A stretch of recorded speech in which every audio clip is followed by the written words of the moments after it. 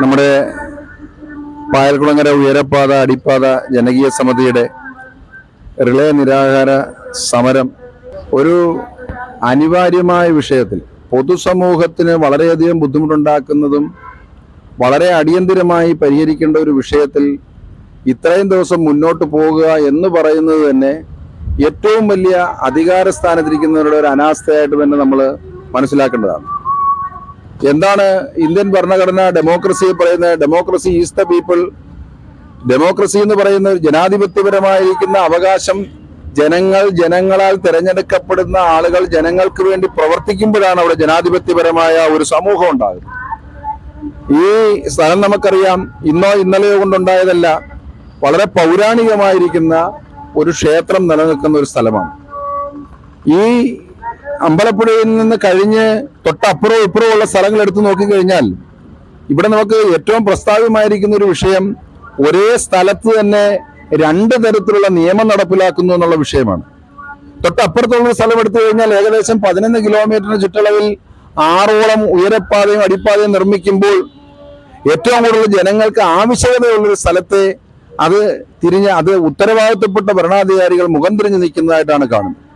അപ്പൊ ഇവിടെ എനിക്ക് കേരള സംസ്ഥാനത്തിന്റെ പൗരാവകാശ സമിതിയുടെ ചെയർമാൻ എന്നുള്ള നിലയിൽ ഇന്ന് ഈ ദിവസം ഇവിടുത്തെ ഈ പ്രതിഷേധ സമരം ഉദ്ഘാടനം ചെയ്തുകൊണ്ട് ഞാൻ മുന്നോട്ട് വെച്ച ഒരു ആശയം, ജനപ്രതികൾ, ഈ ഉത്തരവാദിത്തപ്പെട്ട സ്ഥാനത്തിരിക്കുന്ന ഒരുത്തൻ, ഉത്തരവാദിത്തമില്ലാത്തവര് എന്ന് പറഞ്ഞാൽ ഉത്തരവാദിത്തമില്ലാത്തവരല്ല, അധികാരമില്ലാത്ത ആളുകൾ ആയിരക്കണക്കിന് വാക്കുകൾ പറയുമ്പോൾ അധികാര സ്ഥാനത്തിരിക്കുന്നവന്റെ ഒരു വാക്ക് മതി ആ വിഷയം പരിഹരിക്കാൻ.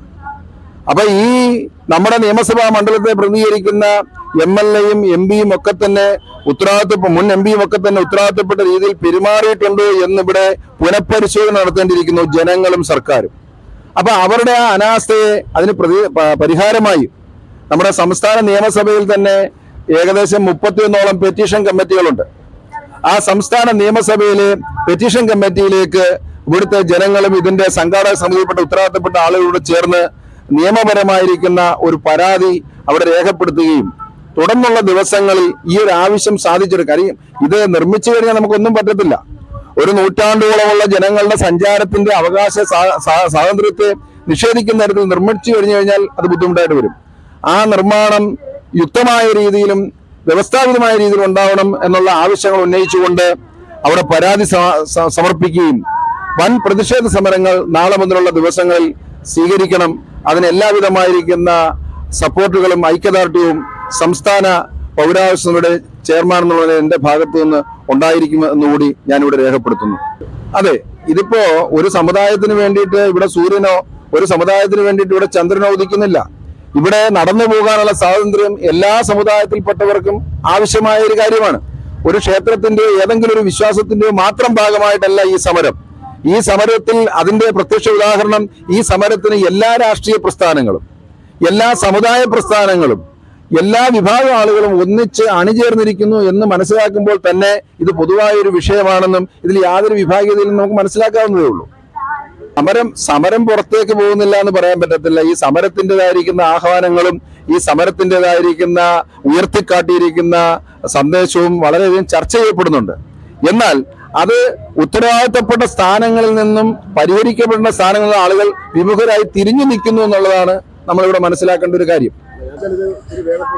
ഒരിക്കലും നമ്മളൊന്ന് മനസ്സിലാക്കേണ്ടത്, നമ്മുടെ ഭരണ സംവിധാനത്തിൽ ഭരണഘടന ഒരുപാട് കാര്യങ്ങളൊക്കെ പറയുന്നുണ്ടെങ്കിലും ഇവിടെ ഈ രാജ്യത്ത് ഏതൊരു കാര്യവും ഒറ്റയടിക്ക് ശരിയായി നടക്കാൻ പറ്റാത്ത രീതിയിലുള്ള ചില പ്രതികൂല ശക്തികളും ഉണ്ടെന്ന് മനസ്സിലാക്കണം.